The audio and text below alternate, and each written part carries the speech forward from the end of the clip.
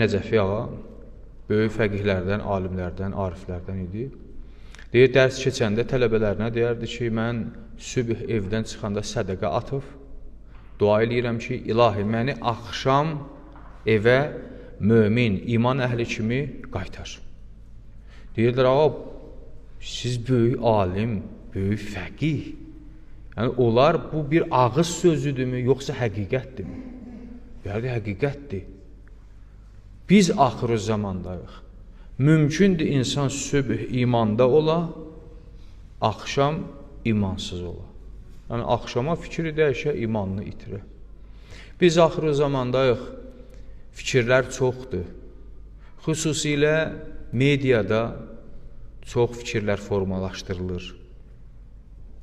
İnsanlar çaşır, düşünür, çaşdırıcı fikirlər çoxdur. Ona görə biraz ehtiyatlı olmaq lazımdır. Bu, axırı zamanın əlamətlərindəndir ki, insanlar surətli şəkildə axırı zamanda imanlarını itirərlər.